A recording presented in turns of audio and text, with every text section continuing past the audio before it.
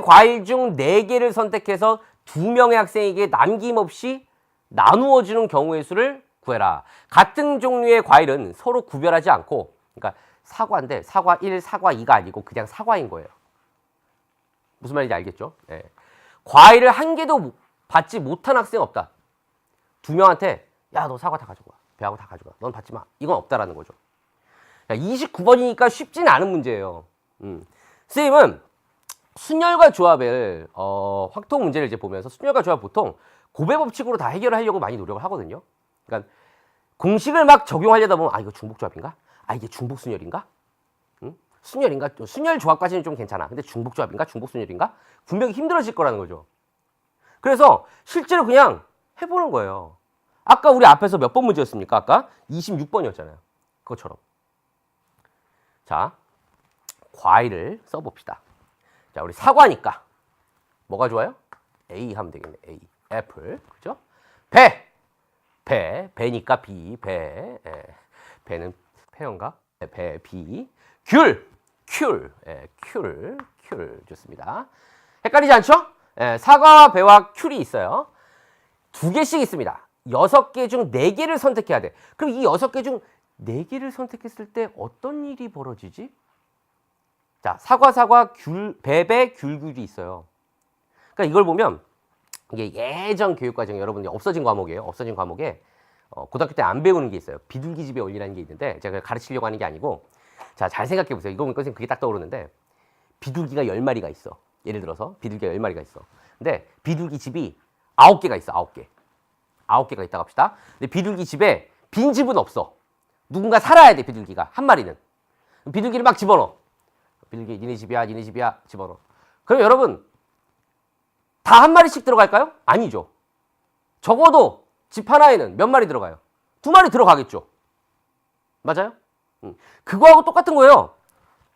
사과, 배, 귤이 있는데 4개를 선택한대요. 그러면 사과, 배, 귤 이렇게 선택한 다음에 그 다음에 반드시 사과든 배든 귤이든 하나는 더 선택할 수밖에 없다라는 거지. 종류가 다 들어간다면. 2개는 같은 과일일 거고 나머지 2개는 다른 과일인 경우가 있을 수 있다라는 거예요. 이런 경우가 있고요. 이런 경우가 있고 두 번째 경우는 자, 2종류의 과일만 가지고 얘기할 수도 있겠지. 사과, 배처럼. 물론 선생님 사과, 귤도 있고 배, 귤도 있고 그쵸? 하지만 대표적인 케이스만 나눠보자고요. 아까 27번을 풀었던 것처럼. 보세요. A, B, C. 자, 얘를 이제 가지고 왔다고 합시다. 얘를 한번 나눠줘 볼게요. 누구한테? 학생 이름을 정해야 되는데 우리 편하게 학생 라지 A라는 학생하고 라지 B라는 학생으로 정해봅시다. 자, 나눠줄 거예요. 최소한 1개의 과일을 받을 수 있도록. 어떻게 나눌 수 있습니까? 나는 사과 받아라. 너는 그러면 BC를 받을 수밖에 없겠구나. 근데 여기서 딱 쓰는 순간 선생님도 문제 풀 때 그런 생각했거든요. 쓰는 순간 여기다 BC를 쓸 필요가 없겠다. 왜? 그대로 곱하기 2 하면 되니까. 얘가 BC, AA 하면 되니까. 바꾸면 되는 거니까. 지금 위에 것만 찾아보자. 그러면 사과, 배. 그럼 얘는 자연스럽게 사과, 귤이 될 수밖에 없겠다. 그럼 여기 위에 사과, 귤이 나올 필요가 없죠. 바꾸면 되니까. 무슨 말인지 알겠어요? 자, 그 다음에 사과 있고, 사과, 배 있고, 사과, 귤 있고, 2개를 못 갖겠는데? 자, 3개를 가져볼까요? 사과, 배가 있습니다. 그럼 B는 귤을 가질 거고. 바꿔도 되니까 1개를 갖는 경우도, A가 1개를 갖는 경우도 포함이 되어 있구나. 곱하기 2를 하면. 그 다음에요. 사과, 귤이 있겠네. 그러면 배를 가질 수가 있겠네요. 하나 더 있어요. 사과, 배, 귤이 있습니다. 그러면 사과를 받으면 되겠네요. 위에 거 아래 거 뒤집어도 다 다른 경우가 되겠죠. 맞습니까? 따라서 사과, 귤, 배를 2 사람에게 나누어 주는 방법은요. 하나, 둘, 셋, 넷, 5개에 뒤집어도 되니까 5 곱하기 2에서 몇이 됩니까? 10가지가 된다는 것을 알 수가 있어요. 그런데 중요한 건 선생님이 지금 어떤 경우로 딱 고정했어요? 사과, 배, 귤을 뽑아놓고 이야기를 했어요. 그리고 나눠준 거라고. 이 문제하고 아까 27번이 아니구나. 26번하고 딱 비교를 해보면 똑같은 문제라고. 그 다음은 어떻게? 사과, 배, 귤 말고 뭐도 있어요, 여러분. 그렇죠. 배 2개, 사과, 귤 하나. 또 귤 2개, 사과 하나, 배 하나. 이거 말고는 없어. 선생님, BBCA 있잖아요. 이건 아까 얘기했잖아. 이거 아니라고. 왜? 일단 뽑았을 때는 순서를 고려하지 않잖아, 과일끼리. 나눠주면 되는 거니까. 얘랑 똑같은 경우라고.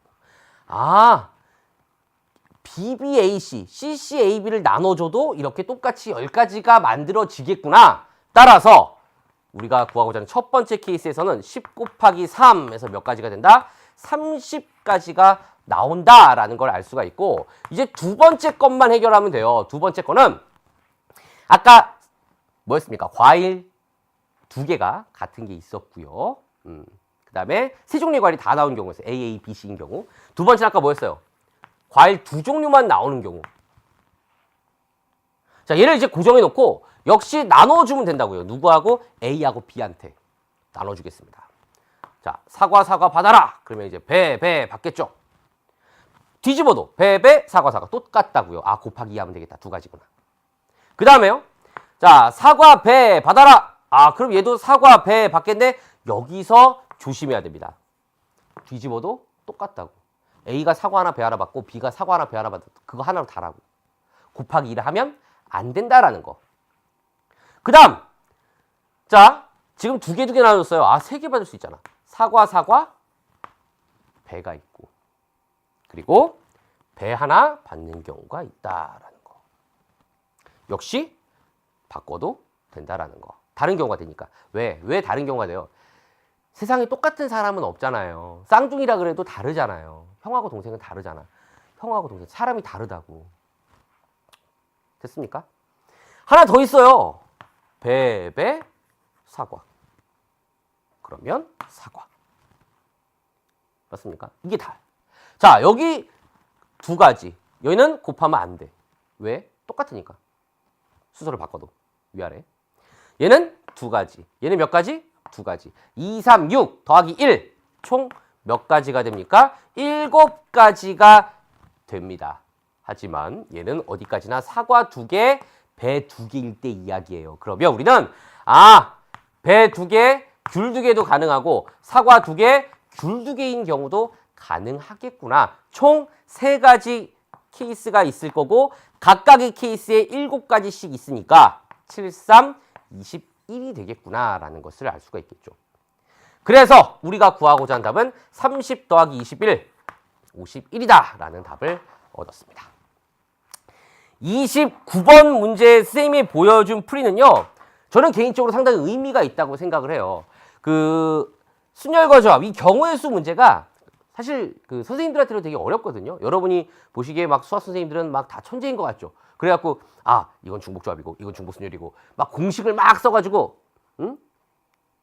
아마도 이제 해설지에는 그런 식으로 나왔겠지. 막 공식 써가지고 곱하기 딱 해갖고 그렇게 생각하기가 두렵거든요. 선생님들 입장에서도. 왜냐면 내가 어떤 경우 하나 빼먹은 거 아니야?